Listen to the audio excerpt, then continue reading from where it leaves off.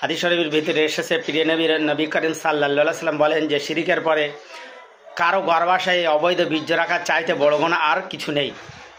ইবনে কাসির তাফসীরের কিতাব। সম্ভবত এরই ভিত্তিতে মুসলিম সমাজে এই কথা খ্যাত হয়ে গেছে যে শিরিকের পর ব্যভিচারই সবচেয়ে বড় গুনাহ।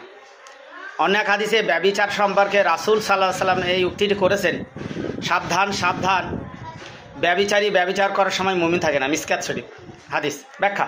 নবী করিম সাল্লাল্লাহু আলাইহি ওয়াসাল্লাম দেখেছেন তাফসীর কিতাব এবং এখানে হাদিসের কিতাব এসেছে, আল্লাহ রাসূলও বলেছেন যে লা তুশরিকু বিল্লাহি ইন্না শিরকা ওয়ালা যুলমুন আযীম, খবরদার আমি আল্লাহ আমার সঙ্গে কাউকে শরীক করব না।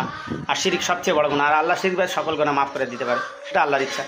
তবে আল্লাহ বলেছেন, আল্লাহ রাসূলও বলেছেন যে তোমরা শিরিক করবে না। আর শিরিকের পরে সবচেয়ে বড় গুনাহ হলো কারো গর্ভাশয়ে নিজের বীর্য রাখা, বা কোনো মহিলা পর পুরুষের এগানা বেগানা অর্থাৎ অবৈধভাবে, সেই উপার্জনের হোক, ভালোবাসায় হোক, বা চাকরির লোভে হোক, কারোর বীর্য নিজের গর্ভাশয়ে নেবে, এটা সবচেয়ে বড় গুনাহ শিরকের পরে।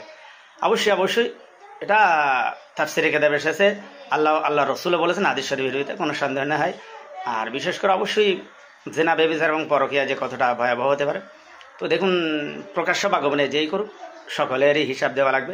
সব কিছু যদি মাফ হয়ে যায় তাহলে বিচার, মিজান, ফুলসেরাত এগুলো কিছুই মূল্যহীন হয়ে দাঁড়াবে।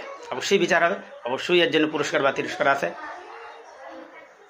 দেখুন, যতটুকু আনন্দ উপভোগ করা যায় সামান্য সময়ের জন্য, তার যে তিরস্কার কত সময় ধরে, লং টাইম ধরে ভোগ করতে হবে তার সীমাহীন। অবশ্যই ভাবা উচিত, নবী সাল্লাল্লাহু আলাইহি ওয়াসাল্লাম যথার্থই বলেছেন, আপনাদের একটু বিচার বিবেচনা করা উচিত আর ভয় করা উচিত। তো এটা বারে বারেই আপনারা মনে রাখেন, নবী সাল্লাল্লাহু আলাইহি ওয়াসাল্লাম যথার্থই বলেছেন শিরকের পরে সবচেয়ে বড় গুনাহ হলো, সেটা হলো পরকীয়া বা জেনা, ব্যভিচার, যা পরিস্থিতির গর্বে নিজের বীর্য দেওয়া বা পর পুরুষের বীর্য নিজের গর্বে নেওয়া। Male female, male female, female male, সকলে এটা মনে রাখবেন।